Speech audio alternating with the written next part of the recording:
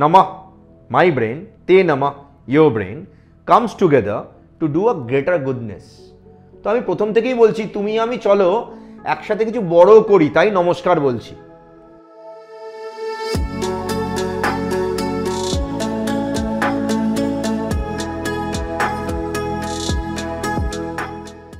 গত 15 বছরে বা 10 বছরে যে আমরা স্টার্ট আপ কালচারের একটা বুম দেখছি, সেই ক্ষেত্রেও কি প্যাশন ফার্স্ট অ্যান্ড প্রফিটটা সেকেন্ডারি হয়ে যাচ্ছে? Because most of them, I can name you 10 to 15 companies যারা কিন্তু ইউনিকর্ন হয়ে গেছে, but still they are not profitable.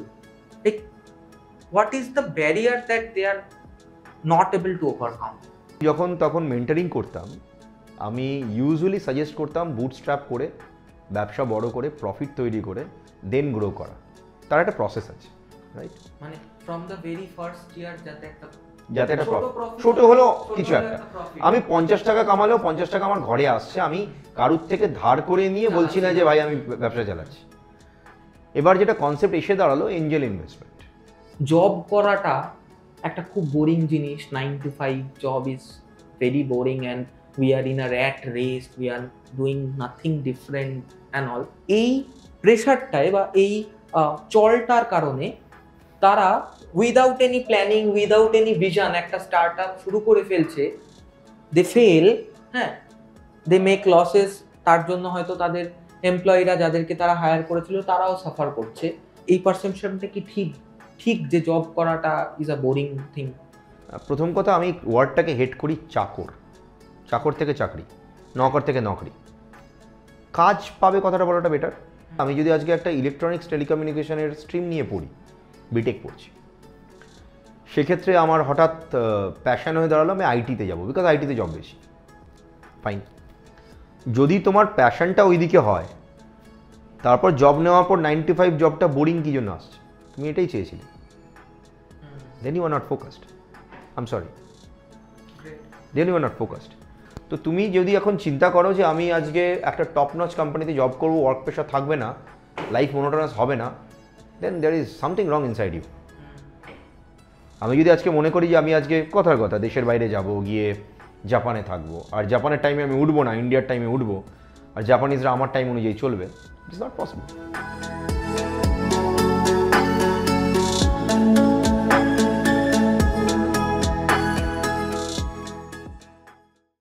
Welcome sir to our podcast.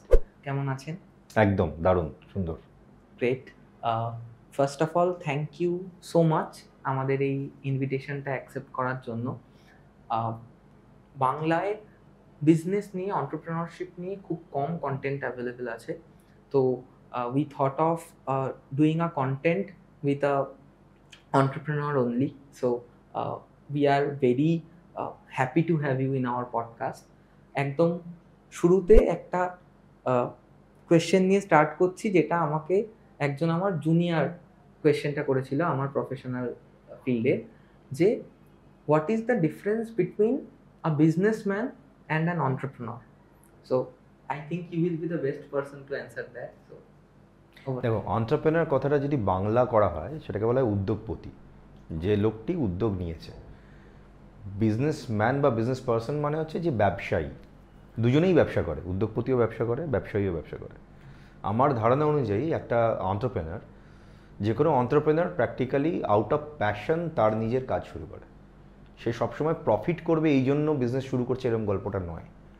তো যখন কোনো একটা লোক আউট অফ প্যাশন কিছু শুরু করে, মানি মেকিংটা একটা বাই প্রোডাক্ট হিসেবে তখন তার মাইন্ডে থাকে।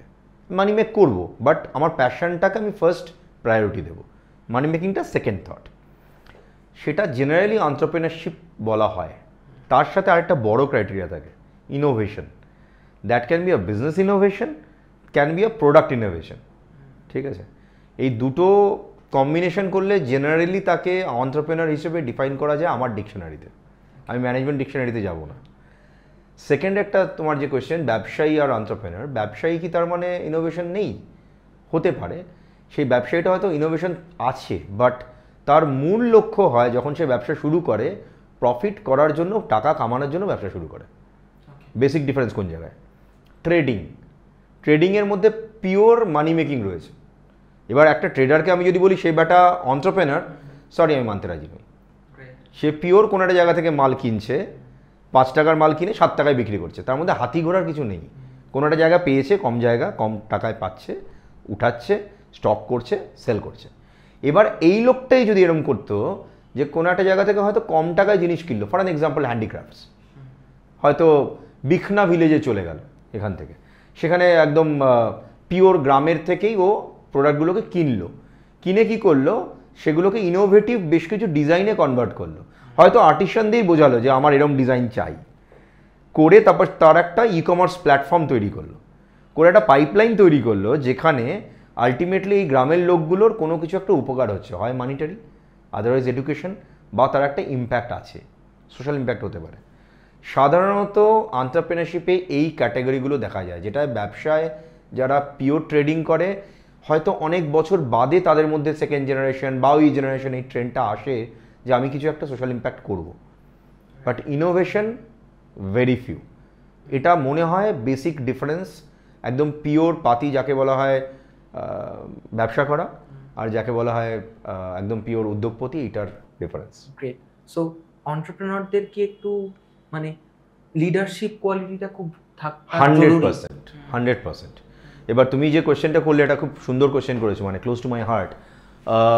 লিডারশিপ কোয়ালিটি কাকে বলে? আমি এক কথায় একটা অ্যান্সার দিই, লিডার তাকে কিন্তু বলে না যে লোকটার কয়েক লাখ ফলোয়ার আছে। লিডার তাকে বলা হয় যে লোকটা তার মতন 5টা আরও লিডার তৈরি করছে, যে অন্য লোককে এম্পাওয়ার করছে পাওয়ারে। তো তখন তুমি লিডারশিপ কোয়ালিটিটা পাবে। অ্যান্ড ইউ আর রাইট, যে কোনো এন্টারপ্রেনারের মধ্যে এই কোয়ালিটিটা থাকার দরকার। সেকেন্ড, তুমি যদি কোয়ালিটি নিয়ে কোয়েশ্চেন করো, তোমার লাইনটা টেনে নিয়ে আমি একটু বড় করছি, স্ট্রেচ করছি। তুমি যদি দেখো যে কোনো এন্টারপ্রেনারের কোয়ালিটি, পাবলিক স্পিকিং একটা খুব বড় কোয়ালিটি। থার্ড বিগেস্ট কোয়ালিটি যেটা হতে হয়, নিজেকে সেল করার কোয়ালিটি। তার মানে বিকিয়ে দেওয়া নয়। আমি যদি বাংলায় নিয়ে যাই, বিক্রি করা আর বিকিয়ে দেওয়ার মধ্যে পার্থক্য আছে, বিশাল বড় পার্থক্য। আমি কি করি, আমার কাজ কি, আমার প্রোডাক্ট কি, সেটা নিলে তোমার কি কোনো অ্যাডভান্টেজ হবে কি হবে না, that is your selling capacity. আর তোমার মধ্যে নিজের সেলফ রেসপেক্ট রাখা এবং সেটা রেখে কাজ করা, তবেই তুমি আলটিমেটলি নিজেকে সেল করতে পারবে, নয়তো বিকিয়ে দেওয়া হয়ে গেল। ফার্স্ট একটা পয়েন্ট আপনার কথা থেকে যেটা আমরা পেলাম যে passion comes first, then the profit.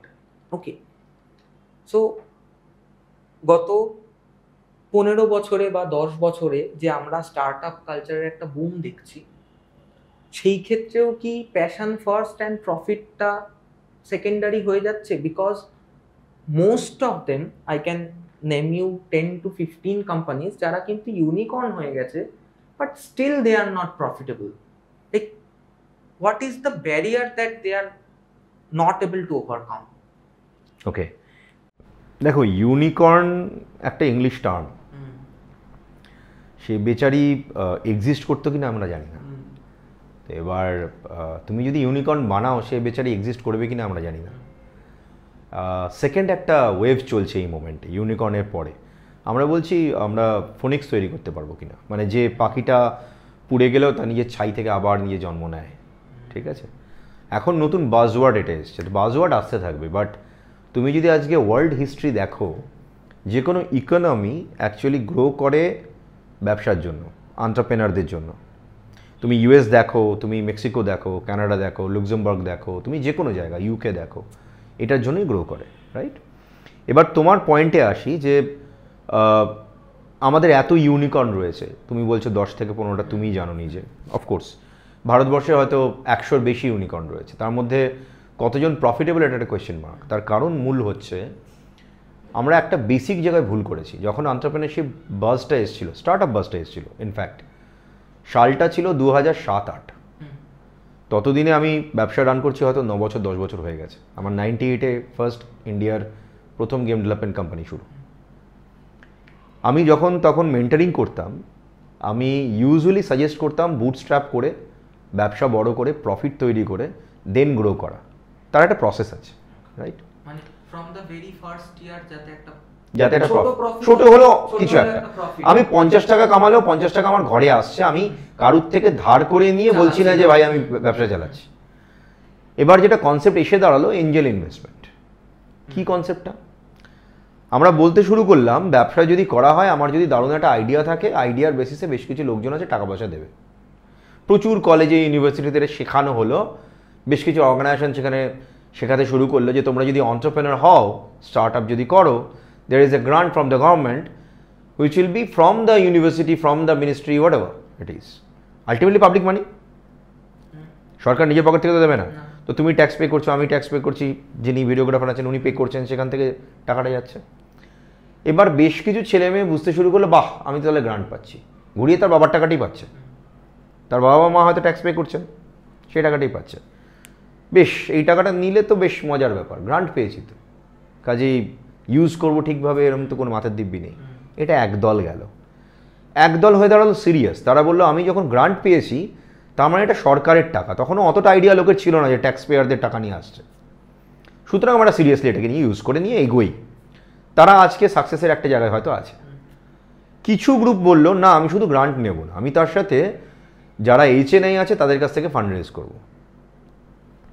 সেখানে এঞ্জেল ইনভেস্টমেন্ট অফকোর্স চলে আসে একটা কনসেপ্ট, যেখানে কোনো একজন লোক সামনে একজন প্যাশনেট আরেকজন ফেলো এন্টারপ্রেনারকে দেখতে পাচ্ছে, মনে করছে তার উপর যদি সে টাকাটা লাগায় সেই ছেলেটি বা মেয়েটি বা সেই অর্গানাইজেশনটি টাকাটাকে মাল্টিপ্লাই করে নিয়ে তাকে রিটার্ন করবে। চ্যারিটি করার জন্য কেউ টাকা দেয়নি, এঞ্জেল ইনভেস্টমেন্ট করা মানে টাকাটা তার রিটার্ন চাই। ইউজুয়ালি তারা বলতো ভাই আমাকে তুমি 10x রিটার্ন দাও, আদারওয়াইজ কেন স্টার্টআপে টাকা লাগাবে, আমি মিউচুয়াল ফান্ডে লাগাতে পারি, আমি ব্যাংকে এফডিতে রাখতে পারি, high risk high return, right? এবার ওই রিস্কটাই লোকজন নিতে শুরু করলো। সেক্ষেত্রে যেটা ভারতে হয়ে দাঁড়ালো, এটা আমার দেখা, যখন আমি এঞ্জেল ইনভেস্টমেন্ট করছি আমরা স্লিপিং ইনভেস্টর হয়ে বসে রইলাম। স্লিপিং ইনভেস্টর মানে আমি টাকা দিয়ে ছেলেটা বা মেয়েটা যে একদম আর্ন করা নতুন, যে হয়তো ব্যবসা করতে শুরু করেছে সবে, হাতে টাকা দিয়ে আমি ছেড়ে দিলাম। এবার ছেলেটা যেহেতু অভিজ্ঞতা নেই, মানি ম্যানেজমেন্ট অতটা সে বুঝতে পারলো না, কিছু ক্ষেত্রে বেশি বার্ন করতে শুরু করলো, প্রচুর অ্যাড দিতে শুরু করলো, প্রচুর হয়তো সেলিব্রিটিকে হায়ার করতে শুরু করলো তার নিজের ব্র্যান্ডিংয়ের জন্য, যেটা হয়তো দরকার ছিল না। কারণ যখন তুমি ব্র্যান্ড বিল্ড করবে প্রথম দিকে তোমায় বুঝতে হবে তোমার কাস্টমার অ্যাকুইজিশন কস্ট কত, যেটাকে আমরা ম্যানেজমেন্টের ভাষায় বলি ক্যাক, রাইট? তো আমি কাস্টমার অ্যাকুইজিশন কস্ট ক্লিয়ার করলাম না, আমি ভাবলাম মানি বার্ন করছি অন্যের টাকা, সুতরাং কিছু না কিছুভাবে আমি ইনকাম পেয়ে যাব। ফিল করতে শুরু করলো জায়গাটা। পাবলিক মাইন্ডসেট আর প্রোডাক্ট ম্যাচ করানোর জায়গায় একটা বড় গেপ হতে শুরু করলো। এবার তখন যেটা নিড হয়ে দাঁড়ালো মার্কেটে, আমি যখন একবার ফান্ড রেজ করেছি সেকেন্ড টাইম যাই, আর একটু ইকুইটি ডাইলিউট করি, আবার ফার্দার রাউন্ডে যাই, এই করতে করতে সিরিজ A অবধি এগোলাম। যেহেতু তোমার পডকাস্টটা পিওর ফান্ডিংয়ে নয়, আমি ডিটেলসে যাচ্ছি না, একটু স্কিপ করছি। সিরিজ A অবধি এগোলাম। সিরিজ A অবধি এগোনো মানে আমি বেশ ভালো টাকা রেজ করে ফেলেছি। ততদিনে হয়তো কিছু স্টার্ট আপ প্রথম দিককার যারা বুটস্ট্র্যাপিংয়ের টাকা দিয়েছিলেন, হয়তো একদম যেটাকে সিড ক্যাপিটাল বলা হয় শুরু করার, তাদেরকে হয়তো এক্সিট দিয়ে দিয়েছে। এবার এখানে একটা ইন্টারেস্ট খেলে গেল। যারা সিড ইনভেস্টার তারা বুঝতে শুরু করলো বাহ তাহলে তো আমি যদি স্টার্ট আপে টাকা লাগাই, এ তো কোনো না কোনোভাবে কারো না কারো কাছ থেকে রেজ করবেই। তো আমি যদি 10 লাখ টাকা লাগাচ্ছি, এ যদি 1 কোটি টাকা তুলছে, আলটিমেটলি আমাকেও ঘুরিয়ে ফিরিয়ে 20 লাখ থেকে 25 লাখ ফেরত দিয়েই দেবে। So I am winner. এবার প্রথম দিককার প্রথম সিরিজের সিড ইনভেস্টাররা প্রফিট করতে শুরু করলো। যখনই এই কোম্পানিটা সিরিজ A থেকে B থেকে C যাওয়ার চেষ্টা করতে শুরু করলো, যেহেতু প্রফিট নেই, যদি রেজ করতে না পারে তখন তার মুশকিল হতে শুরু করলো। তো যেটা তুমি আজকে দেখতে পাচ্ছ, তো এই টাইমটা একটা টাইম লাগে, এটা মোটামুটি 10 বছর না হলে অ্যান্সার দেওয়া যায় না কোনো ব্যবসা কিভাবে স্টেবিলিটির দিকে যাবে না যাবে। Look, raising capital is a ball game of business. তোমাকে ফান্ড রেজ করতেই হবে, be that from bank, be that from private institution, be that through angel route or a VC route. যে কোনো একটা ব্যবসা যদি আমি আজকে মনে করি কলেজ লেভেল থেকে শুরু করব, আমি আমার ব্যবসাটা পেটেন্টেবল অথবা একদম ইউনিক, অথবা সামহাউ এটা এমনভাবে আমি করছি যেটা অন্য কেউ করতে পারছে না, রেপ্লিকা করা খুব ডিফিকাল্ট, বাট মার্কেটে একটা নিড আছে, সেই ব্যবসাটা কিন্তু গ্রো করাটা খুব ইজি হয়ে দাঁড়ায়। বেশ অনেক ক্ষেত্রে আমাদের অ্যাক্সেলারেটরে বা আমাদের ফান্ডে প্রচুর এরকম লোকজন অ্যাপ্লাই করে যাদের একটা লাইন থাকে, I don't have any kind of competitor in the market, মানে আমার মার্কেটে কোনো কম্পিটিশন নেই। এই ধরনের ব্যবসা এস্টাবলিশ করাটা ডিফিকাল্ট। আমি কারণটা বলি, তোমায় তার মানে মার্কেটকে শেখাতে হবে। তোমায় যদি মার্কেটকে শেখাতে হয় তার মানে মার্কেট এডুকেশনের জন্য তোমায় একটা আলাদা ইনভেস্টমেন্ট করতে হবে। তুমি যদি ঠিকঠাক না এডুকেট করতে পারো, it will be a failure. So competition is good, healthy competition is good, but তুমি কেন ওর থেকে ডিফারেন্ট সেটা জানাটা মেনভাবে দরকার। আমার ধারণা, আমি প্রায় 45টার মতন দেশ ট্রাভেল করেছি বিজনেসের রেসপেক্টে, মাল্টিপল টাইমস গেছি, প্রচুর ইকোসিস্টেমের সাথে আমি যুক্ত, প্রচুর জায়গায় সামাও হয়তো ইনভেস্টমেন্টও করেছি, সামাও এরকমও ঘটেছে জুরি হিসেবে গেছি। আমি যতটা মাইন্ডসেট দেখেছি বাইরে, দেশের বাইরে, বিশেষ করে তুমি যদি আজকে ইউরোপে দেখো, সাউথ ইস্ট এশিয়ায় দেখো, তাদের মাইন্ডসেট আর এখানকার মাইন্ডসেটের মূল পার্থক্য হচ্ছে তারা ফান্ড রেজ করে কিন্তু মাইন্ডটা এরকম থাকে, আমি আগে ইনভেস্টরের টাকা রিটার্ন দেবো, দেন আমি নিজের প্রফিট ভাববো। ওই যে বললাম প্যাশন, ঠিক আছে? তো তখন কাজটা আর কাজ হয়ে দাঁড়ায় না। তো প্রথম জায়গাটায় ফিরে আসি, তোমার যে কোয়েশ্চেনটা ছিল, যারা এই ধরনের এন্টারপ্রেনার তারা আউট অফ প্যাশন কাজ করে গ্রো করে কিন্তু একটা স্টেবিলিটির জায়গায় যায়। আমি আমার একটা মেন্টির কথা বলছি, ছেলেটার নাম হচ্ছে রামানুজ। ওকে আমি মেন্টারিং করা শুরু করেছিলাম আজ থেকে বহু বছর আগে। ও আজকে একটা আইপিও স্টেজ কোম্পানি, ল শিখো যদি তোমরা নাম শুনে থাকো, ঠিক আছে? রামানুজ অভ্যুদয় দুজনে মিলে শুরু করে, আমার বাড়িতে আসতো, খেত, অ্যান্ড বিউটিফুল গাইজ। তুমি যদি ওদেরকে আজকে দেখো, they have never ever raised capital like this. Bootstrapped, profitable company, একটা থেকে আরেকটা, আরেকটা থেকে আরেকটা, মাল্টিপল ডিফারেন্ট ব্র্যান্ড তৈরি করা, করে নিয়ে তারপর একটা স্ট্রাকচারে যাওয়া, গিয়ে আজকে আইপিও স্টেজ। আমি এরকম অনেক এক্সাম্পল বলতে পারি, ভীষণ। আর তবে তোমায় আমি একটা জায়গায় ছোট্টভাবে ইনপুট দেবো। আমরা যদি বেঙ্গলের দিকে দেখি, বেঙ্গলে ইউ আর রাইট যে এন্টারপ্রেনার সংখ্যা তুমি বলছো কম, অ্যাকচুয়ালি তা নয় গো। বেঙ্গলে কিন্তু প্রচুর ভালো ভালো এন্টারপ্রেনার আছে। বোধহয় আমাদের এখানে মার্কেটিংটা হয় না এন্টারপ্রেনারশিপ নিয়ে, যেটা হয়তো বেঙ্গালুরুতে বা হায়দ্রাবাদে হয়। আমরা হয়তো নিজেরা নিজেদের প্রমোট করি না। এখানে আমি আরেকজনের নাম বলতে পারি, আমি জানি না তোমরা জানো কি না কোম্পানিটার নাম, যাকে রিসেন্টলি আদানি অ্যাকোয়ার করেছে। It's a big news, like they into data analytics basically. খুবই ভালো সম্পর্ক, মানে আমার ছোট ভাইয়ের মতন ছেলেটা। আমি যখন দেশে ফিরেছি এই বছর, ও আমাকে দেখতে পেয়ে দৌড়ে এসে নিউজটা দিচ্ছে যে তুমি বোধহয় জানো না, নিউজ পেপারে বেরিয়েছে, আমি দেখলাম তুমি বাইরে। এই জিনিসগুলো আমার মনে হয় তুলে ধরাটা দরকার নেক্সট জেনারেশনের কাছে। রাইট, তাহলে একটা অনেস্ট পিকচার যাবে। তোমার কথার একদম শুরুতে তুমি বললে যে ইউএসএ স্টার্টআপ কালচার হয়তো শুরু হয়েছিল because of that government funding grant. Okay, is there a perception যে জব করাটা একটা খুব বোরিং জিনিস, 9 to 5 job is very boring and we are in a rat race, we are doing nothing different and all? যারাই job করছে তাদের মধ্যে একটা ইনসিকিউরিটি কাজ করছে যে আমি জব করছি মানে আমি কারুর আন্ডারে কাজ করছি, আমি I want to be free and all. হ্যাঁ, এই প্রেশারটায় বা এই চলটার কারণে তারা মানে without any planning, without any vision একটা স্টার্টআপ শুরু করে ফেলছে। দে ফেল, হ্যাঁ, দে মেক লসেস। তার জন্য হয়তো তাদের এমপ্লয়িরা যাদেরকে তারা হায়ার করেছিল তারাও সাফার করছে। ইজ দেয়ার আ পারসেপশন যে জব করা ঠিক না, বা এই পারসেপশনটা কি ঠিক যে জব করাটা ইজ আ বোরিং থিং? দেখো, আমি তো কখনো কোনোদিন জব করিনি, আমি উত্তরটা হয়তো দিতে পারবো না বোরিং কিনা, বাট আমি যতজনকে দেখেছি, অন্তত আমি যতটা লাইফকে বুঝি, এটা একেবারেই বোরিং না। তাহলে আমাকে তাদেরকে জিজ্ঞেস করতে হয় যে ভাই, মানে please don't take me otherwise. আজকে ভারতের বুকে প্রচুর প্রাইভেট ইঞ্জিনিয়ারিং কলেজ, রাইট? প্রত্যেকটা প্রাইভেট ইঞ্জিনিয়ারিং কলেজে আমার মনে হয় বাবা মা এই আশাটায় দেন যে ছেলে বা মেয়েটা একটা চাকরি পাবে, বেঙ্গলে অন্তত। প্রথম কথা, আমি ওয়ার্ডটাকে হেড করি চাকর। চাকর থেকে চাকরি, নকর থেকে নকরি, কাজ পাবে কথাটা বলাটা বেটার। তো প্রথম যেটা বোঝা দরকার, আমি যদি আজকে একটা ইলেকট্রনিক্স টেলিকমিউনিকেশনের স্ট্রিম নিয়ে পড়ি, বিটেক পড়ছি, সেক্ষেত্রে আমার হঠাৎ প্যাশন হয়ে দাঁড়ালো আমি আইটিতে যাবো, বিকজ আইটিতে জব বেশি। ফাইন, যদি তোমার প্যাশনটা ওইদিকে হয়, তারপর জব নেওয়ার পর 95 জবটা বোরিং কী জন্য আসছে? তুমি এটাই চেয়েছিলে, then you are not focused. I am sorry, then you are not focused. তুমি যদি জবই চেয়েছিলে, তাহলে সেই জবটা করো যেটা তোমাকে মেন্টাল প্লেজার দেয়। তোমার দরকার নেই তো টপ 5 কোম্পানিতে আলটিমেটলি নিজেকে নিয়ে যাওয়ার। দুটো জিনিস লাইফে হয়, দেখো লাইফে একটা কার্ভের মতন। তুমি যদি মনে করো আমি এভাবে উঠবো, তুমি এভাবে পড়বে, কিছু করার নেই। ল অফ নেচার, সোজা খুব যদি উঠতে শুরু করে এভাবে তুমি নামবেই বাধ্য। তুমি যদি কার্ভটা এরকম রাখো, তুমি স্টেবল হিসেবে চলবে।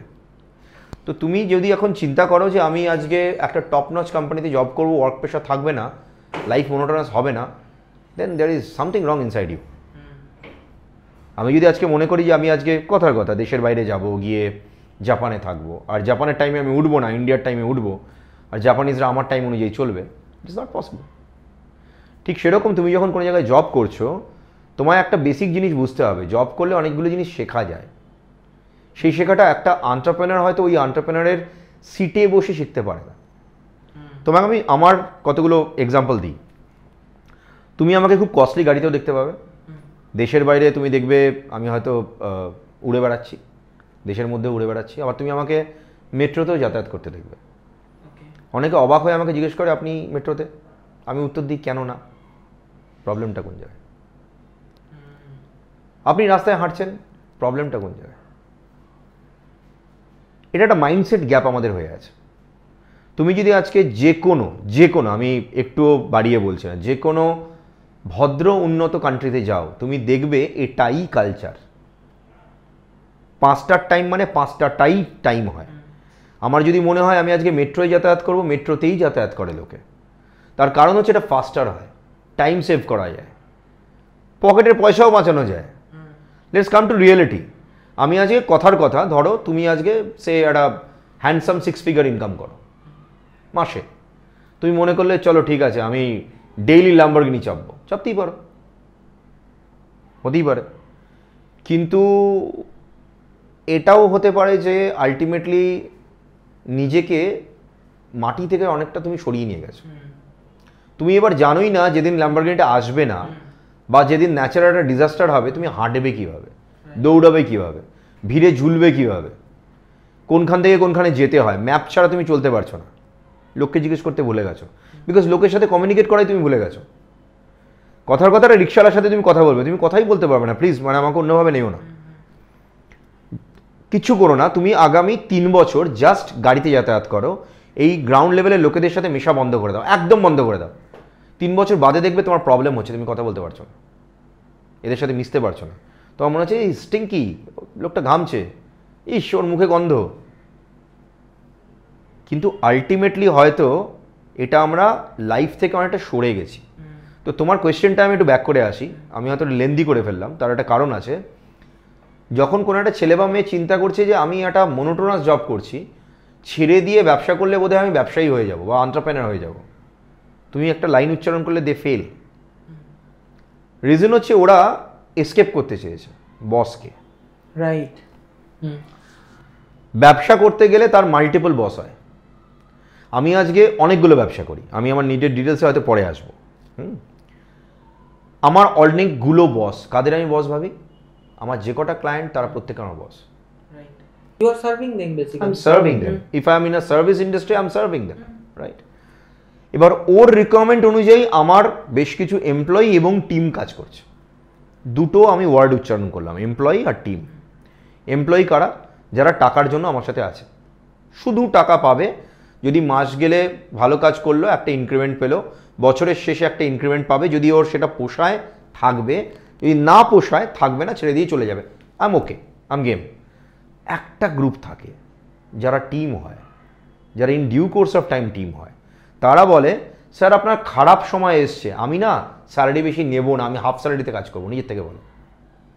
এই লোকগুলো দিয়ে অর্গানাইজেশন তৈরি হয়, এই লোকগুলো দিয়ে প্র্যাকটিক্যালি একটা বড় কোম্পানি তৈরি হয়, স্টার্ট আপ স্টেজে তারা তখন থাকে না। So until unless you have this kind of people, it's very difficult.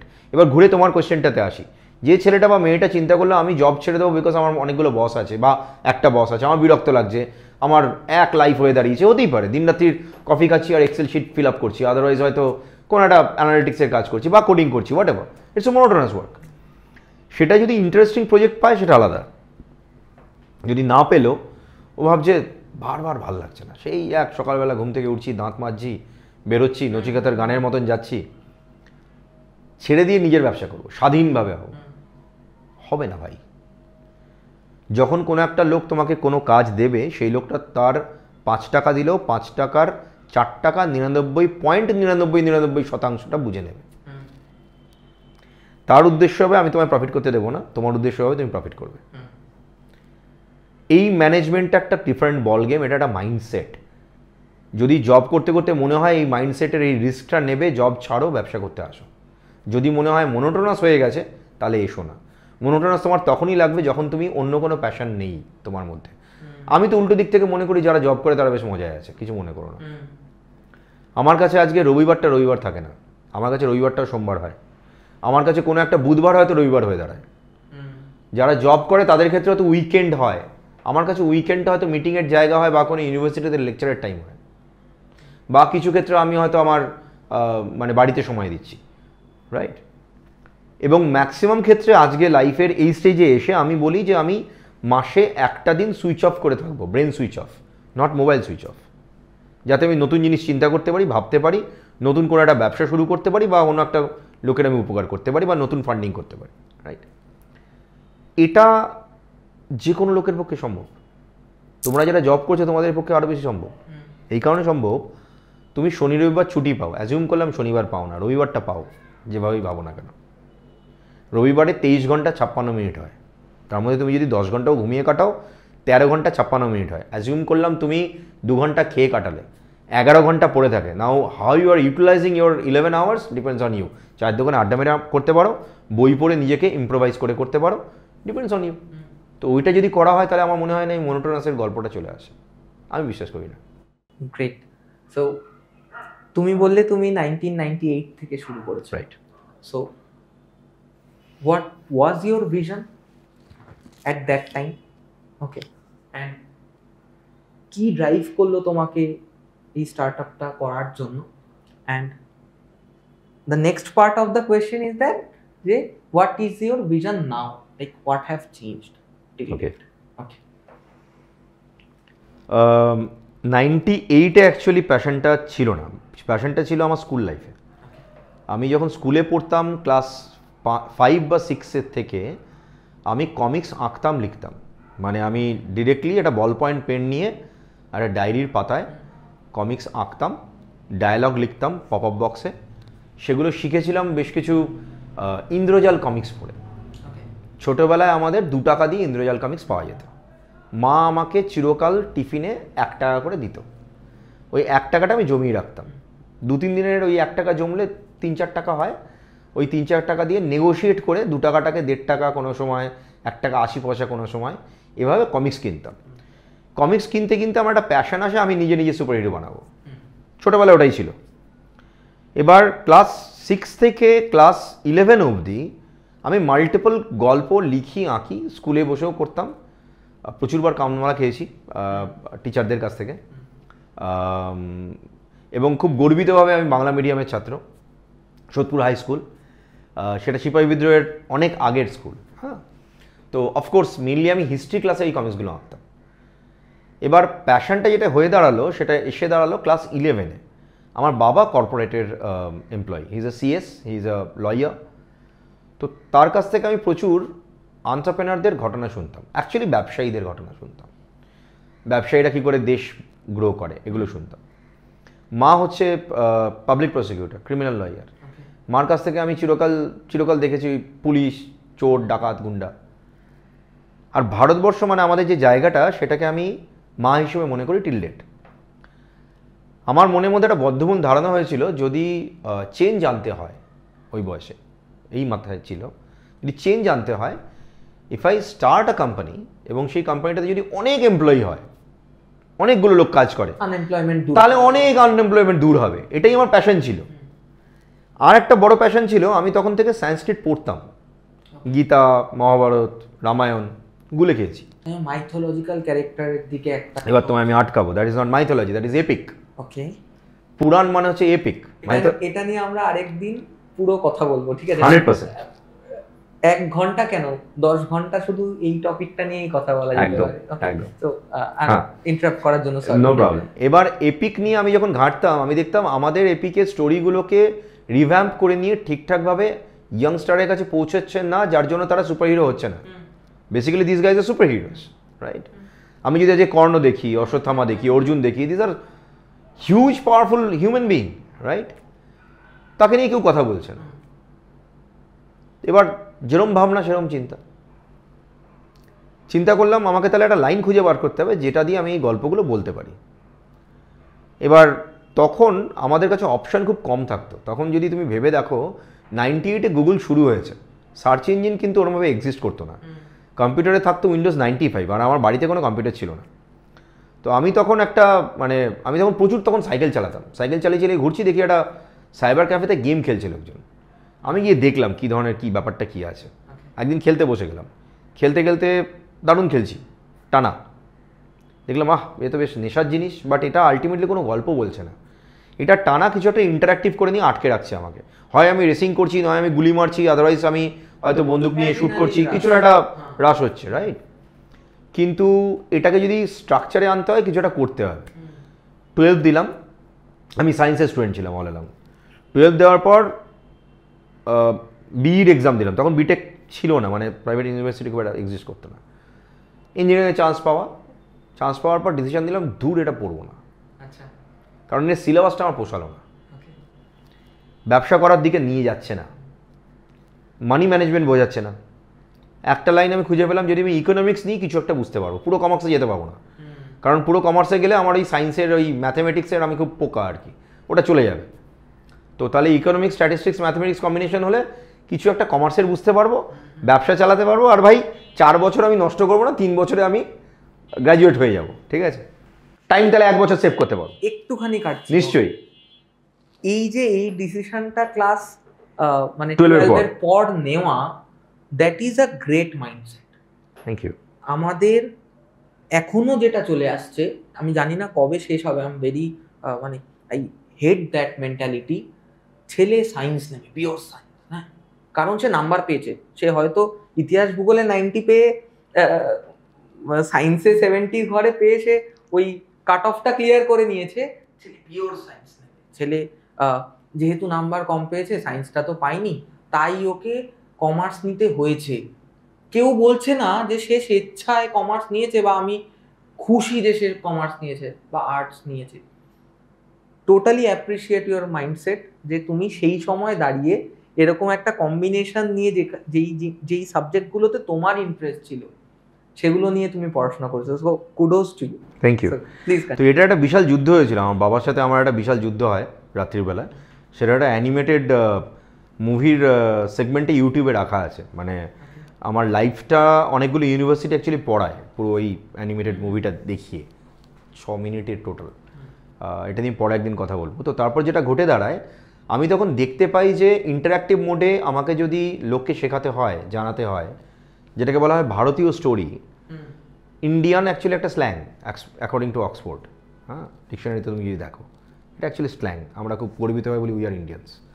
তো এবার যদি সেটাকে আমাকে দেখাতে হয়, বোঝাতে হয়, আমায় তাহলে গেম ডেভেলপমেন্টের লাইনটা চুজ করতে হবে। এবার গেম ডেভেলপমেন্টে আমি কিছুই জানতাম না। আমি যেটা করা শুরু করলাম সেটা হচ্ছে আমি সাইবার ক্যাফেগুলোতে গিয়ে প্রোগ্রামিং করা শুরু করলাম। তখন বোধহয় আমার ঠিক মনে নেই, যদ্দূর ধারণা ঘন্টায় 10 টাকা ছিল, ঠিক আছে, নিজে শিখে। হ্যাঁ। তো আমি ইন্টারনেট তখন ইন্টারনেটে ব্লগে বিভিন্ন লোক লিখতো, ওকে, সেগুলো ইন্টারনেট এক্সপ্লোরার থেকে আমি বসে বসে শিখতাম। C++ কম্পাইলার ডাউনলোড করেছিলাম, টার্বো C++, সেখান দিয়ে C++ কোডিং করা শুরু করা, ধীরে ধীরে OpenGL এর দিকে যাওয়া কোডিং করতে করতে। এটা আমার গ্র্যাজুয়েশনের সঙ্গে প্যারালালি চলছে। তার সাথে সাথে আমি যেটা করলাম, আমার পাড়ার একটা ছেলেকে আমি শেখাতে শুরু করলাম। নিজে শিখছি, ওকেও শেখাচ্ছি ফ্রিতেই, ঠিক আছে। তারপর ছেলেটা আমাকে বললো, তুমি এত ভালো শেখাচ্ছ, আমি তোমায় টাকা দেবো। আমার থেকে 2 বছরের ছোটো ছিল। ঠিক আছে, দে। 150 টাকা দিত মাসে। এবার 3 মাসের মধ্যে আমি ডিসিশন নিলাম এটাকে এভাবে রাখবো না, আমি এটাকে কোম্পানি হিসেবে রেজিস্টার করব ইনস্টিটিউট হিসেবে বানাবো। এবং আমায় যদি আজকে গেম বানাতে হয় তাহলে আলটিমেটলি আমাকে একটা টিম তৈরি করতে হবে। আমি একা ফ্রিল্যান্সার হয়ে যাব। তখন থেকে যেহেতু ইন্টারনেটটা ঘাঁটতাম, হয়তো মানসিকতাটা একটু অন্যভাবে তৈরি হচ্ছিল ধীরে ধীরে। কলেজে যাওয়া খুব কম হতো আমার, যদি যেতাম বন্ধুদের সাথে কথাবার্তা বলতাম, নোটস নিতাম, আড্ডা মারতাম, চলে আসতাম। তখন লাইফটা যেটা হয়ে দাঁড়িয়েছিল, মোটামুটি তার 6 মাস পরের কথা বলি, মানে কোম্পানি শুরু করার 6 মাস পরে আমি ভোরবেলা 4টে নাগাদ উঠে নামখানা লোকাল ধরে নামখানায় চলে যেতাম, মানে সরি কাকদ্বীপ লোকাল ধরে কাকদ্বীপে চলে যেতাম। সেখান থেকে আমি নামখানায় যেতাম। নামখানায় গিয়ে ওখানে একটা ইনস্টিটিউট শুরু করেছিলাম। ওখানে আমি ছাত্রছাত্রী পড়াতাম শনিবার রবিবার।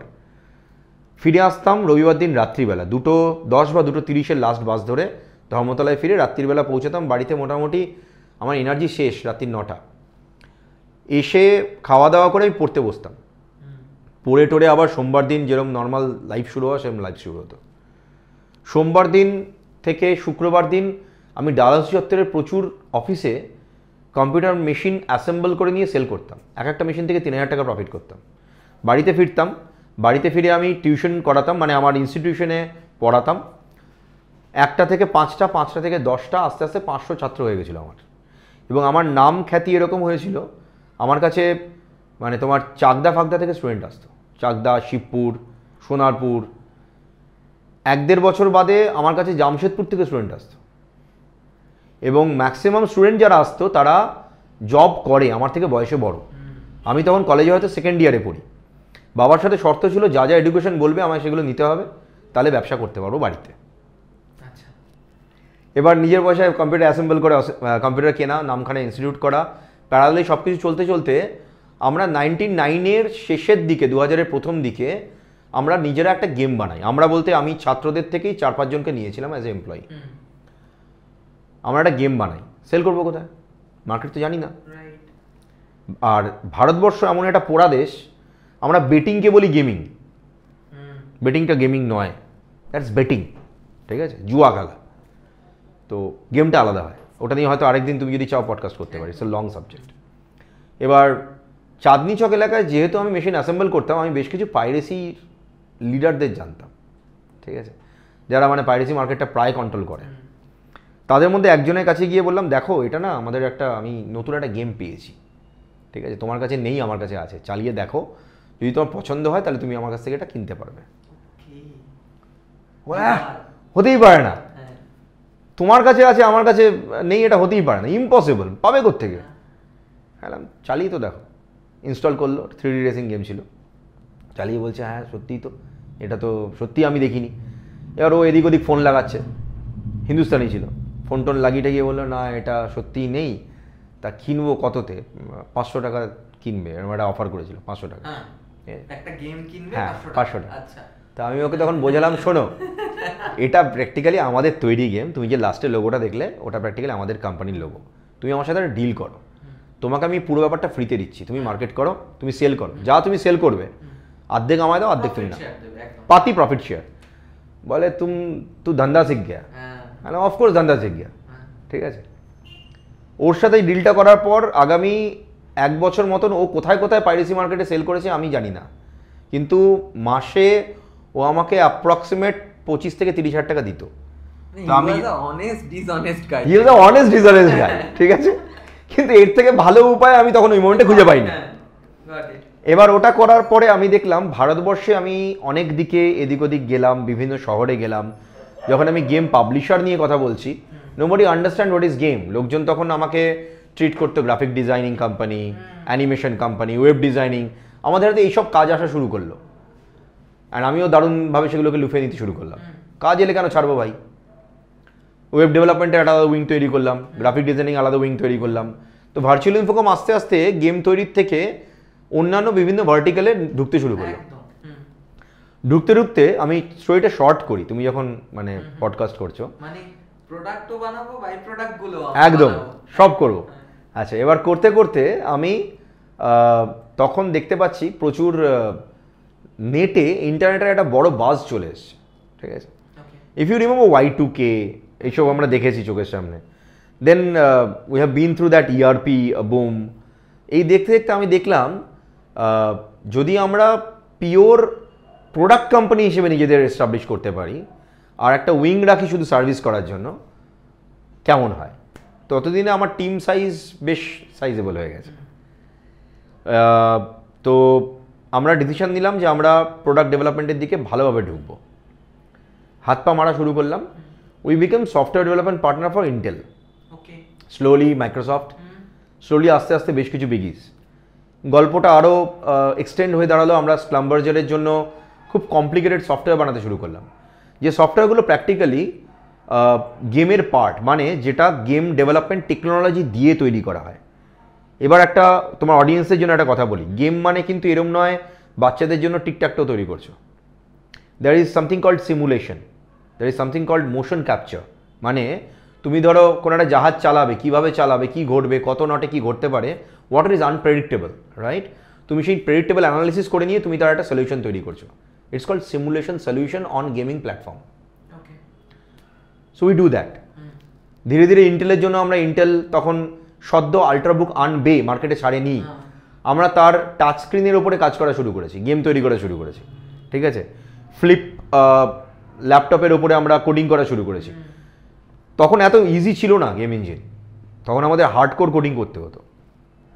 অ্যাডভান্টেজ হয়ে দাঁড়িয়েছিল আমি যেহেতু ছবি আঁকতে পারি, কোডিং নিজে শিখেছি, হার্ডকোর কোডার, নেটওয়ার্কিং বুঝি, এগুলো আমাদের পিক আপ করতে অসুবিধা হয়নি কোনো।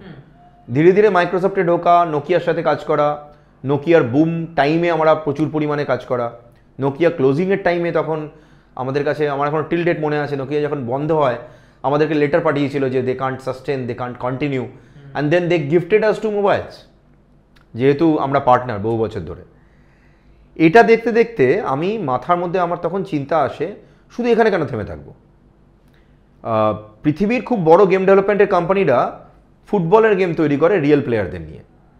আমরা যেহেতু সংস্কৃত থেকে পিক আপ করা ক্যারেক্টার নিয়ে আমরা গেম তৈরি করছি, বলতে ভুলে গেছি তোমায়, ভারতের ফার্স্ট আরপিজি গেম আমাদের তৈরি, it's called Ashwatthama the immortal. ভারতবর্ষে কোনো আরপিজি গেম তখন ছিল না, এটা আমরা রিলিজ করি 2006 সালে, ঠিক আছে? আরপিজিকে বলা হয় রোল প্লেয়িং গেম। সেটার আমি একটা ইউনিভার্স বানাতে শুরু করি। ওই ইউনিভার্সটাতে আমি ডিসাইড করি আমি রিয়েল অ্যাক্টর অ্যাক্ট্রেসদের নেব, নিয়ে তাদের ক্যারেক্টার বানাবো, বানিয়ে গেম ক্যারেক্টার বানাবো।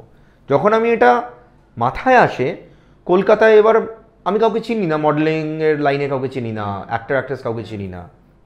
আমার ততদিনে ফেসবুক অ্যাকাউন্ট রয়েছে, তখন ফেসবুকের প্রথম যুগ আর কি। হ্যাঁ, আমি ফেসবুকে একটা পোস্ট দিলাম যে I am looking for model for a 3D game development purpose.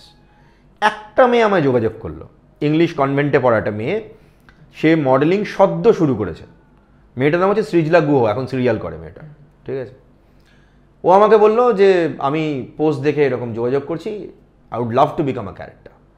ওকে নিয়ে আমরা গেম তৈরি করা শুরু করলাম, কাতিয়া দ্য ইমমর্টাল। কাতিয়াকে কানেক্ট করলাম অশ্বত্থামা স্টোরির সাথে। ওকে নেওয়ার পর আমি বেঙ্গল থেকে শুধু 350-এর উপরে অ্যাক্টর অ্যাক্ট্রেস মডেল হায়ার করেছি।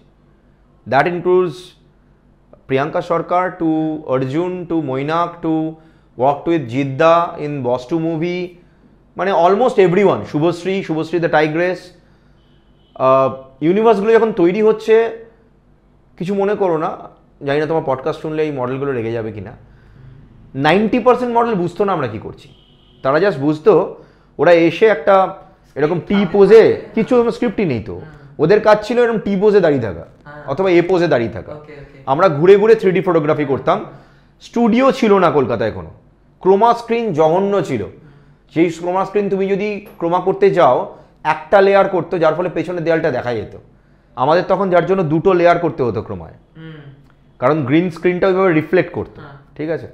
ফটোগ্রাফারদের আমি তখন শেখাতাম কি করে গেমের জন্য ছবি তুলতে হয়, নিজে ফটোগ্রাফি শেখা শুরু করলাম, নিজে মার্শাল আর্ট শিখলাম, সো দ্যাট আমি ওই মার্শাল আর্টের ফাইটিংগুলো ওদেরকে শেখাতে পারি, অ্যাকশনগুলো দেখাতে পারি।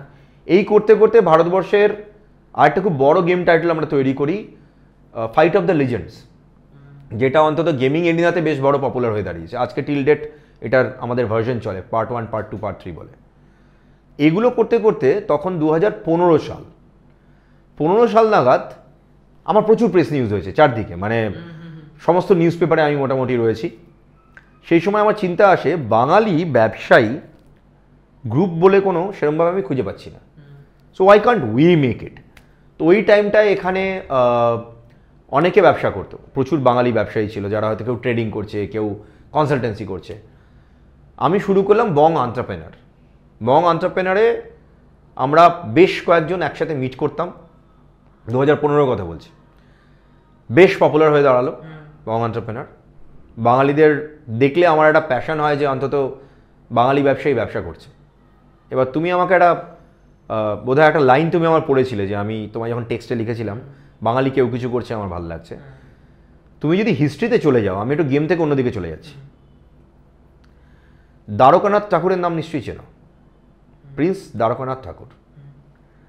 তার নাতিকে বোধহয় আমরা বেশি চিনি, রবীন্দ্রনাথ ঠাকুর। ভদ্রলোক কী করেছেন, প্রচুর কবিতা লিখেছেন। দ্বারকানাথ ঠাকুর, আমার যতদূর ধারণা, ওনার মোট 5খানা স্টক মার্কেট এনলিস্টেড কোম্পানি ছিল ওই সময় দাঁড়িয়ে। ওই সময় দাঁড়িয়ে ভদ্রলোক ইস্ট ইন্ডিয়া কোম্পানিকে লোন দিচ্ছেন, ধার দিচ্ছেন। কুইন ভিক্টোরিয়া ওনাকে দেখে ফিদা হয়ে যাচ্ছে।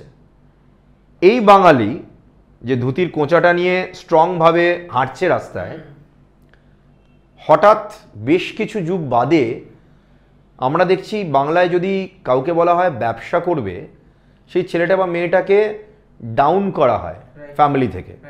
বলা হয় এ বোধহয় কিছুই করতে পারবে না, সুতরাং এটা করছে। বাই দ্য ওয়ে, আমি এমসিএ কিন্তু, অ্যান্ড রিসেন্ট ডক্টরেট। এডুকেশনের দিক থেকে আমি নিজেকে আটকে রাখিনি। আমি প্রায় গোটা 10 গ্লোবাল ডিগ্রি এবং ডিপ্লোমা করেছি। এটা আমি বিশ্বাস করি না কোনো একটা বাচ্চা যে মাছ ভাত খায় তাকে আটকে রাখা সম্ভব। আমাদের বুদ্ধি মারাত্মক।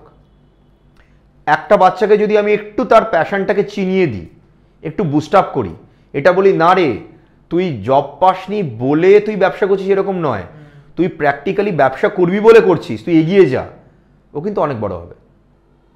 নারিশমেন্টটা একটু দরকার, এটাই দরকার, আর কিছু দরকার নেই। এবং বেঙ্গল থেকে তুমি অ্যাকচুয়ালি অনেক ভালো ব্যবসায়ী দেখবে। আমি ধরো আজকে তোমাকে দুজনের এক্সাম্পল দিলাম, তো তোমার পডকাস্ট শেষ হয়ে যাবে আমি যদি নামগুলো বলি। এই ছেলে মেয়েগুলো আজকে হয়তো বেঙ্গলের বাইরে বেরিয়ে চলে গেছে, আনফর্চুনেটলি এখানে ইকোসিস্টেম নেই বলে। এবং একটা বাঙালির একটা বড় বাজে স্বভাব আছে, এটা নিয়ে আমরা খিল্লিও করি, মেমসও করি। বাঙালি কাঁকড়া, এটা টিলডেট আছে, থাকবে।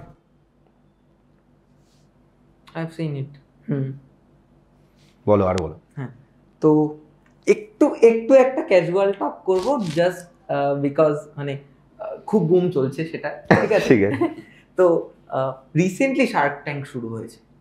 হ্যাঁ, ডু ইউ বিলিভ যে সত্যি এফেক্টিভ এই শার্ক ট্যাঙ্কটা, বা এই কালচারটাকে যে অ্যাটলিস্ট প্রমোট করা হচ্ছে, ইজ ইট এফেক্টিভ?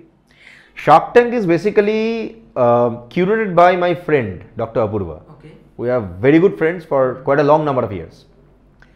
ভীষণভাবে দরকার। ইনফ্যাক্ট আমি তো বিলিভ করি শুধু শার্ক ট্যাঙ্ক নয়, আমাদের বেঙ্গলও অ্যাকচুয়ালি এই ধরনের একটা হয়েছিল, এগিয়ে Bangla, if I am not wrong. সেখানে আমি স্পিকার ছিলাম এগিয়ে বাংলায়।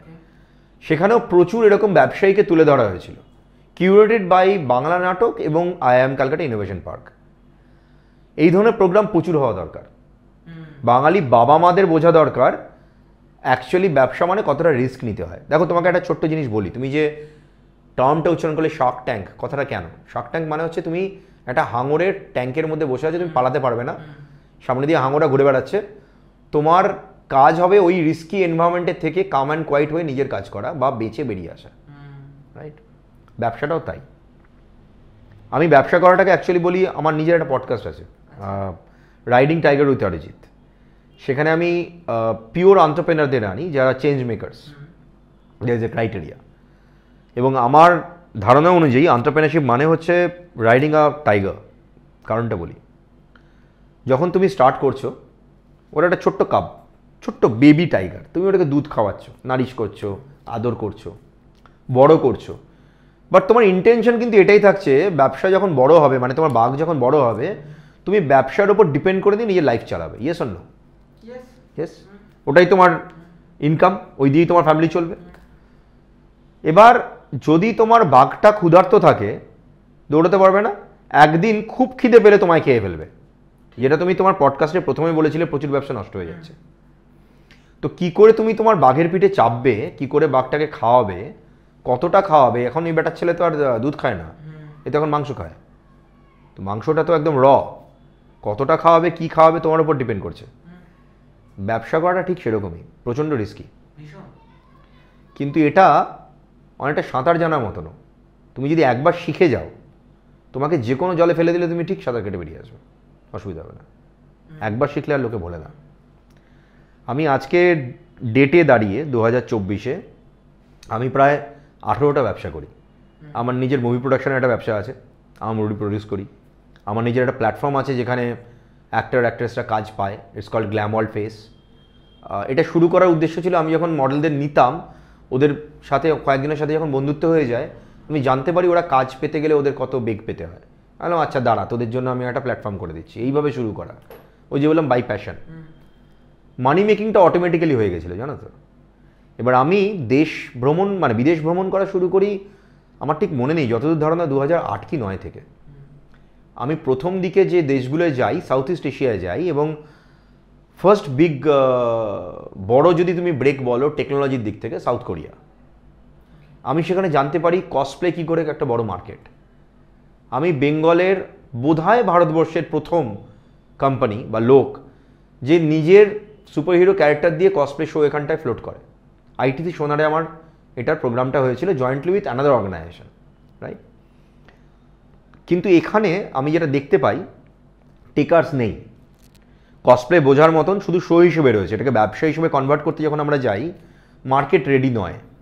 তো এই আউট অফ প্যাশন ওটা চালিয়ে যাওয়ার কোনো মানে হয় না, মানি ওটাতে ফ্লো হচ্ছে না। সুতরাং বেটার এটাকে দেশের বাইরে যেখানে চলছে সেখানে চালানোটা বেটার। তো আমরা আবার সাউথ ইস্ট এশিয়াতে ওটাকে চালাই। এটা একটা টিপস হিসেবে এই কারণে বললাম, এরম কোনো কথা নেই যে আমি এতগুলো ব্যবসা চালাই মানে আমার সবকটা ব্যবসায় আমি কোনো জায়গায় ফেল দেখিনি। কিছু ক্ষেত্রে আমিও ফেল দেখেছি, হয়তো দুটো দেখেছি, 18টার মধ্যে দুটো দেখেছি, বাট দুটোর একটাও কিন্তু আমি ক্লোজ করিনি। আমি যেটা করেছি, আমি ওটার জন্য রাইট কাইন্ড অফ মার্কেট দেখেছি, চুজ করেছি, করে নিয়ে সেখানে হয়তো ব্যবসাটাকে ফ্লোট করে নিয়ে গেছি। এবং 4 বছর আগে, কোভিডের আগে, আমি জানি যে আমি কি করছি আমার লাইফে। মানে আমি খুব ফোকাসড লোক। তুমি যদি আমাকে মেশো আমার সাথে, তুমি দেখবে আমার একটা গোল আছে। তুমি হয়তো সেটা আমার মুখ থেকে শুনতে পারবে না কোনোদিন, কারণ আমি এটা বলি না, আমি করি। আমি এটা কখনো শেয়ার করি না, শেয়ার করলে হয় না, ঠিক আছে। এবং এটা আমি কাউকে জিজ্ঞেস করি না আমি কি ঠিক করছি, আমি সেকেন্ড ওপিনিয়নও নিই না। আমি অনেকটা মার্ভেলের আয়রন ম্যানের ওই লাইনটার ওপর বিশ্বাসী, কিছু ক্ষেত্রে দৌড়ানোর থেকে হাঁটার থেকে বেটার দৌড়ানো। আমি বিলিভ করি সেটা, এবং আমার লাইফে ওটা কাজ করেছে। মাথার দিব্যি নিয়ে আরেকজনের এটা কাজ করবে, তার ক্ষেত্রে হয়তো হাঁটাটা বেটার। তো তোমার জন্য যেটা বেটার তুমি সেটা করো, বাট ক্লোজ করো না। রিমেম্বার, 5 টাকার চটিও বিক্রি হয়, লাখ টাকার গুচিও বিক্রি হয়। গুচির কিন্তু লোকটা জুতোটা কিনছে না, ব্র্যান্ডটা কেনে, রাইট। তুমি কি ব্র্যান্ড বিল্ডিং করছো, নাকি তুমি একটা জায়গায় স্টেবল হচ্ছ যেখানটায় তোমার ফান্ড রেজ করার দরকার নেই, তোমার এমপ্লয়ি হ্যাপি, তোমার ক্লায়েন্ট হ্যাপি, স্টেবল ব্যবসা করছো, এবং তোমার প্রফিট থেকে নিয়ে তুমি হয়তো অন্য স্টার্টআপে আবার ইনভেস্ট করছো, করে তাকেও আবার গ্রো করছো। 4 বছর আগে আমরা একটা অ্যাক্সেলারেটর শুরু করি, co-innovate ventures. It became real sizeable now. 4 বছর আগে একই টাইমে আমি ওয়ার্ল্ড লিডার সামিট শুরু করি। প্রথম বছর 90টা কান্ট্রিকে এনেছিলাম, আজকে 99টা কান্ট্রি এটার পার্ট। আমাদের আজকাল কোনো একটা দেশ ডাকে, প্লিজ সামিটটা আমাদের কান্ট্রিতে করুন। আমরা লাস্ট ইয়ার দুবাইতে করে এলাম। আমি নিজে রয়্যাল ফ্যামিলির one of the director of innovation and investment. আমি আজকে আমাদের স্টার্টআপ ইন্ডিয়া যে অ্যাওয়ার্ড হয় গভর্নমেন্ট অফ ইন্ডিয়ার, আমি সেটা জুরি। এবার তুমি বলছো লোকটা দেখাচ্ছে আমার পডকাস্টে এসে, আমি তোমায় কারণগুলো বলি কেন বলছি। যদি কোনো বাবা মা এই লাইনগুলো দেখে আপনারা মনে করেন যে একটা বাংলা মিডিয়ামের ছাত্র সোদপুরের মতন জায়গায় থেকে পড়ে গ্র্যাজুয়েশন নিজের মতন চুজ করার পর মাস্টার ডিগ্রি নিজের চয়েসে করার সাথে ব্যবসা চালিয়ে গ্রো করতে পারে, আপনার ছেলে বা মেয়েটাও পারবে। আপনি দয়া করে সেই বাচ্চাটাকে নিজের এক্সপেরিয়েন্স থেকে ইনপুট দিন, ওকে ঠেলে দেবেন না, সেটা খুব ডিফিকাল্ট। একটা বাচ্চা যখন অ্যাডোলেসেন্স পিরিয়ডে থাকে, 17-18 বছর যখন তোমার বয়স, ইউজুয়ালি 16, 17, 18 এই বয়সেই এইচএস পেরোয়। সেটা খুব ক্রুশিয়াল টাইম। ওই টাইমটায় আমি যদি ওর প্যাশনটাকে, ওই পাখাটাকে, প্যাশনও বলবো না, ওর যে ডানাটা মেলতে চাইছে ওটাকে আমি নিংড়িয়ে আটকে দিলাম, দিয়ে বললাম তুই এটাই করবি, ও বেচারা ওখানেই অর্ধেক মরে গেল। তো তুমি যে আজকে বলছো বাঙালি এন্টারপ্রেনার, ও তো গজাতেই পারছে না, প্রথম যুদ্ধ তো বেচারা বাড়িতে করছে। তুমি যদি আজকে বাড়িতে হ্যাপি থাকো, তোমার প্রবলেম হবে না। আচ্ছা বলুক না পেরেন্টটা, ঠিক আছে তুই যা করতে চাস কর, আমি তোকে আগামী 2 বছর কি 3 বছর সাপোর্ট করছি, let it happen, what will happen, ম্যাক্সিমামও ফেল করবে, বাট ও যে এক্সপিরিয়েন্সটা পাবে। এবং এটা যদি আপনারা পডকাস্ট শুনে বিশ্বাস না করতে চান, আপনি যে কোনো ইউনিভার্সিটি ক্যাম্পাসে চলে যাবেন। আমি ভারতের কোনো ইউনিভার্সিটি ক্যাম্পাস বাকি নেই যেখানে আমি গেছি বা আমি হয়তো বোর্ডে নেই, এরকম খুব কম ক্যাম্পাস আছে। আপনি দেখবেন ওখানকার ইডিসি সেলে যে ছেলেমেয়েগুলো কাজ করে তাদের জব পাওয়ার ক্যাপাসিটি অনেক বেটার হয় বাকিদের থেকে, এবং তারা বেটার জব পায়। তার কারণ তারা টিম ম্যানেজমেন্টটা বোঝে, তারা অপটিমাইজেশন অফ টাইমটা বোঝে। এটা নেসেসারি হয়ে দাঁড়িয়েছে আজকের যুগে। তুমি আজকে একটা মাল্টিন্যাশনাল কোম্পানিতে জব করছো, রাইট? তোমার কাছে একটা পার্টিকুলার সেট টাইমের স্ট্রাকচার আছে। তুমি যখন প্রথম ঢুকেছিলে তোমার নিজেরটা আমি জানি না, তোমার লাইফ স্টোরিটা আমি জানি না, আমি যদি তোমারটা ভাবি, আমি যদি অ্যাজিউম করি তুমি কোনো একটা কলেজ থেকে পাস আউট করে নিয়ে ক্যাম্পাসিংয়ে পেয়েছো, তাহলে তোমার একটা সার্টেন অ্যামাউন্ট অফ টেস্টিং হয়েছিল, একটা অ্যাপটিটিউড টেস্ট হয়েছিল, একটা টেকনিক্যাল টেস্ট হয়েছে, একটা জিডি হয়েছে। নর্মাল গ্র্যাজুয়েশন যারা করে তারা ওই জায়গাটায় যেতে গেলে একটা এক্সপিরিয়েন্স নিয়ে জেনারেলি যেতে হয়। আজকের যুগে দেশের মধ্যে এবং দেশের বাইরের ম্যাক্সিমাম কোম্পানি, ইনফ্যাক্ট আমরা কিন্তু আজকাল রেজাল্ট দেখি না। তুমি এইচএসে কত পেয়েছো, তোমার গ্র্যাজুয়েশনের রেজাল্ট কত, তুমি ভালো ছেলে কিনা, কোন ইনস্টিটিউশন থেকে বেরিয়েছো, আমি তা নিয়ে কী করবো ভাই? তুমি আমার কাজ করতে পারবে কিনা সেটা বলো।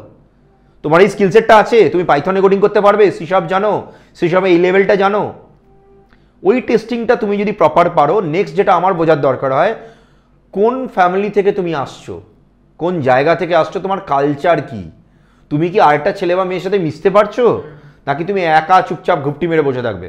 তুমি কি সাফোকেটেড হবে? তাহলে তোমার সাফোকেটেড হলে আমি ওরকম, তুমি জিনিয়াস হলেও আমি তোমায় নেব না, কারণ তুমি এক্স্যাক্টলি। তো এই জিনিসটা তুমি যদি আজকে শেখাও একটা বাচ্চাকে, জব পাবে না বা ব্যবসা হবে না, আমি বিশ্বাস করি না। আমি যদি দাঁত মাজতে পারি ঠিকঠাক, দাঁতে যদি ছাতা না পড়ে থাকে, ওই ছেলেটা বা মেয়েটা যা খুশি করতে পারে। গ্রেট, অনেক কিছু শিখতে পারছি তোমার থেকে। পডকাস্টটা শেষ করার আগে একটা খুব ইম্পর্টেন্ট কোয়েশ্চেন আমার কাছে। তুমি যেটা বললে first and foremost thing is passion, সেই প্যাশনটা আছে, okay, but I am not aware যে এঞ্জেল ইনভেস্টিং কোথা থেকে করব, বা আমার ব্যবসাটাকে আমি স্ট্রিমলাইন করব কি করে, হাউ টু স্কেল আপ, বা মোস্ট ইম্পর্টেন্টলি আমি আমার ব্যবসাটাকে প্রফিটেবল করব কি করে, তার সেই ধারণা, মানে বিজনেস সেন্সগুলো অতটা নেই, but he has that passion, he knows about his মানে ভিশন, যে আমি কি করতে চাই অ্যাকচুয়ালি, সে নিজের গোলের প্রতি ক্লিয়ার, বাট তার ওই বিজনেস মেকিং সেন্সটা অতটা নেই। মানে হয়তো এক্সপিরিয়েন্সের সাথে সাথে আসবে, কিন্তু সেই এক্সপিরিয়েন্সটাই তার এখনো নেই যে বিজনেস আনতে হয় কি করে। সেই প্যাশনেট এন্টারপ্রেনারদেরকে তুমি কিছু সাজেশন বা কিছু কোনোভাবে গাইড করতে চাও? দেখো, একটা ওয়ান লাইনের অ্যান্সার হচ্ছে, আমাদের নিজেদের অ্যাক্সেলারেটর প্রোগ্রামে একটা প্রোগ্রাম আছে, যেখানে আমরা 6 মাসের একটা প্রোগ্রামে ছেলেদের বা মেয়েদের শেখাই কী করে ব্যবসা করবে, ইরেসপেক্টিভ অফ দ্য ফ্যাক্ট তুমি কিসের ব্যবসা করছো। ইট ক্যান বি এনিথিং, মানে তুমি দুধের ব্যবসা করো কি তুমি টেকের ব্যবসা করো। আমরা ওখানটায় কোয়ালিফাইড ইন্ডাস্ট্রির মেন্টারদের নিয়ে আসি, ইনক্লুডিং মি, যারা তাদের এক্সপিরিয়েন্স থেকে শেখায় অ্যাকচুয়ালি তুমি কী করে ব্যবসা করবে, কোথায় গেলে টাকা পাবে, কোন ব্যাংকে কিভাবে তুমি যাবে, কিভাবে অ্যাপ্রোচ করবে, তোমার কোম্পানির স্ট্রাকচার কি হতে হবে, 2 জন নিলে অ্যাডভান্টেজ কি, 3 জন নিলে অ্যাডভান্টেজ কি, কী ধরনের কোম্পানি করবে, প্রাইভেট লিমিটেড, এলএলপি নাকি partnership, all these we teach. ধরো আমরা নেই, অ্যাজিউম করো, তাহলে তুমি কোত্থেকে শিখবে? There is no direct answer. সেটা একটাই অ্যান্সার হয়, সেটা হচ্ছে ওই পুরোনো লাইন টেনে সাঁতার শেখার মতো, জলে নামো, দাপড়াতে শুরু করো, কেউ গাইড তোমায় করেছে, এবার তুমি সাঁতার কাটতে কাটতে চেষ্টা করো যে আমি ওপারটায় যাব, ওই একবার ডুববে উঠবে। এবার অ্যাক্সেলেটার থাকলে যেটা অ্যাডভান্টেজ হয়, আমরা একটা ওই লাইফ বোটের মতন কাজ করি, ওই যে বেলুনটা থাকে ওটার মতন কাজ করি, আমরা ভাসিয়ে রাখি যাতে ওরা ওই দিকটায় যাবে। এর বাইরে কিন্তু কোনোভাবে তুমি শিখতে পারবে না ব্যবসা করা কীভাবে হয়।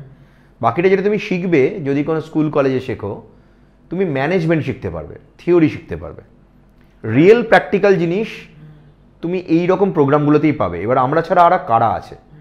একমাত্র কি কোইনোভেট ভেঞ্চার্স রয়েছে? না, দেয়ার আর আদার প্রোগ্রামস লাইক সিড স্টার্স, একটা ইউরোপিয়ান অ্যাক্সেলারেটর, তাদের প্রোগ্রামে তোমরা অ্যাপ্লাই করতে পারো, সেটা একটা খুব ভালো অপশন, যেতে পারো।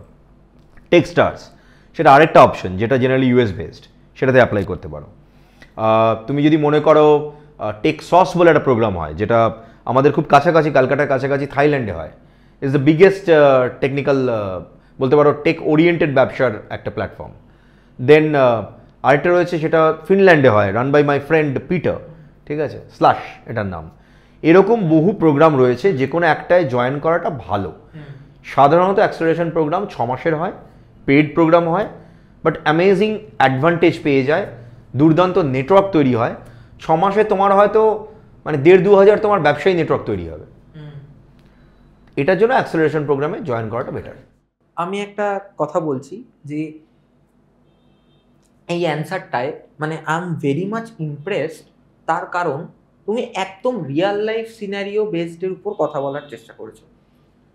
কোনো এমন জ্ঞান বা মন্ত্রা এরকম হতে পারে না যে আজকে তোমাকে আমি তোমাকে কোয়েশ্চেনটা করার পর তুমি দুটো ইন্সপিরেশনাল কথা বলে, মোটিভেশনাল কথা বলে, সে পরের দিন থেকে সে হয়তো 2 মিনিটের জন্য একটু এনার্জাইজড হলো, আমি করব, আমি পারবো, বাট আফটার দ্য এন্ড মানে at the end of the day তার গিয়ে প্রফিট ইনকাম করা শুরু হয়ে গেল। It's a very vast topic, যার জন্য তোমাদের ইনস্টিটিউশন বলো বা আরো যে ইনস্টিটিউশনগুলোর কথা বললে, দে আর টেকিং 6 মান্থস। তারা একটা কমিউনিটি বিল্ড করছে, তারা প্রপার রিয়েল লাইফ সিনারিও দিয়ে তাদেরকে গাইড করছে যে this is how you make a business, not by some words যে আমি একটা মোটিভেশনাল স্পিকারের একটা সেশনে গিয়ে 8 ঘন্টায় আমি হয় না এটা হয় না। শোনো, একটা বাস্তব জিনিস বোঝার চেষ্টা করো। তুমি তুমি ক্লাস 6 1 বছরে পাস করেছো, সেটা কি তুমি 2 মাসে পাস করতে পেরেছো বা একদিনে পাস করতে পেরেছো? হয়নি তো। বা একদিন 2 ঘন্টা সেশনে নোট লিখে দিয়েছে, শিখিয়ে দিয়েছে, এটা তো হয় না তো, এটা তো টাইম লাগে। তুমি 1 বছরটা আমি মানতে পারি, খুব জিনিয়াস হলে তুমি 6 মাসে করতে পারো, 3 মাসে করতে পারো, রাইট? এবার অ্যাক্সেলারেশন প্রোগ্রামে কি হয়, আমাদের একটা প্রোগ্রাম হয় যেটাকে বলা হয় ইনভেস্টর রাউন্ড টেবল। এটা হচ্ছে লাস্ট হয়, মানে 6 মাসের শেষে। তুমি পুরো যখন তুমি ব্যবসা তৈরি করেছো, আচ্ছা 6 মাসের প্রোগ্রামটা মানে কিন্তু এরকম নয় তোমায় শেখাচ্ছি খালি ব্যবসা করা, তোমার ব্যবসা শুরু করা হচ্ছে। 2 মাসের মাথায় তোমার কোম্পানি রেজিস্টার হবে, 3 মাসের মাথায় তোমাকে সেলস ফানেলে ফেলা হবে, 4 মাসের মাথায় আমরা বুঝবো তুমি প্রফিটেবল হচ্ছ কি হচ্ছ না, না হলে তোমার প্রফিটেবল করা হবে, and we make sure you are that, otherwise we don't charge. পয়েন্টটা বোঝো, ঠিক আছে? 6 মাসের মাথায় ডিসিশন নেওয়া হয় ও কি ইনভেস্টার রেডি। যদি ইনভেস্টার রেডি হয়, আমরা তাকে, আমাদের একটা প্রোগ্রাম হয় ওয়ার্ল্ড লিডার্স সামিটে, সেটার নাম হচ্ছে ইনভেস্টার রাউন্ড টেবল। এটা একদিনের একটা প্রোগ্রাম হয়, it's very complicated than Shark tank. এখানে এসে তুমি এই পিচ করে টাকা পেলে ওরকম নয়, তোমার পেপার ওয়ার্ক তোমার পেপার ওয়ার্ক, তোমার ডিটেলস, তোমার ডিউ ডিলিজেন্স, এভরিথিং চেক করা হয়, করে রাউন্ড টেবিলে বসা হয় 5 জন investor versus you. Then someone says that okay fine, I am interested, চলো ঠিক আছে এগোচ্ছি, and that process itself will take 3 months. একটা ইনভেস্টর টাকা কমিট করার পর কিন্তু তারপর লিগাল কমপ্লেক্সিটিতে গিয়ে 3 মাস মতন সময় লাগে, ঠিক আছে? তো এই কারণে আমরা এই প্রোগ্রামগুলোকে অ্যাক্সেলারেশন ইনকিউবেশন প্রোগ্রাম বলি। 9 মাস লাগে একটা বেবি হতে, 6 মান্থস প্লাস 3 মান্থস, রাইট?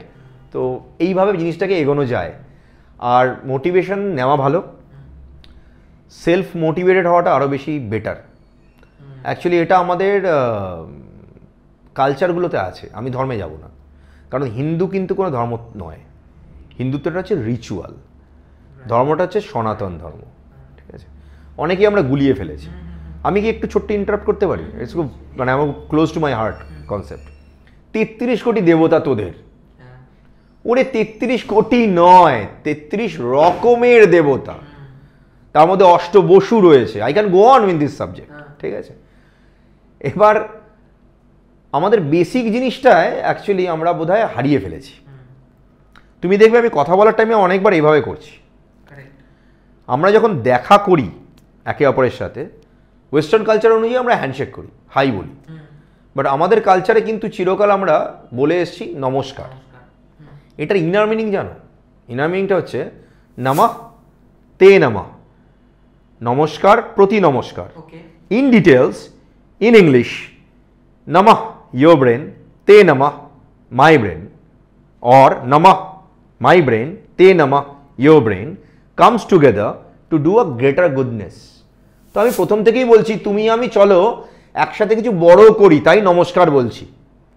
এবং আমি তোমায় শ্রদ্ধা করছি, তুমি আমায় শ্রদ্ধা করছো, তাই তুমি প্রতি নমস্কার করছো। আমি নমস্কার করা মানে তুমিও নমস্কার করছো, এটাকে বলা হয় প্রতি নমস্কার করা। তো তুমি অ্যাকসেপ্ট করছো, চলো দেখা যাক কি করতে পারি, হবেই এরকম কোনো কথা নেই। তো আমি এই কালচারটাকেই আমি যদি এবার সরিয়ে দিই, দিয়ে বলি একটা ফাটা জিন্স পরে আমি আলটিমেটলি এটা হিপ হপ করে নিয়ে বলবো আমি আজকে একটা start up, it's difficult. Great, seriously, মানে this conversation has taught me a lot truly. আজকে হয়তো পডকাস্ট করার জন্য আমি অনেক মানুষের সঙ্গে কথা বলতে পারি, অনেক মানুষের সঙ্গে অনেক বিষয় নিয়ে আলোচনা করে অনেক কিছু জানতে পারি, but this is the main thing that I have gained from this podcast is that there are so many things that we don't know. এটা জানাটাও কিন্তু খুব ইম্পর্টেন্ট। আমি সব জানি, আমি যত কথা বলেছি তত অনেক কিছু জানতে পেরেছি।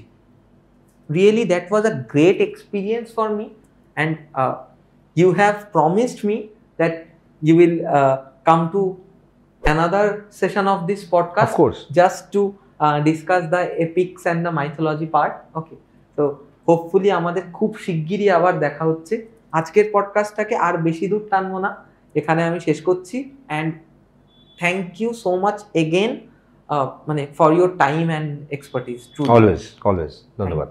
Thank you so much.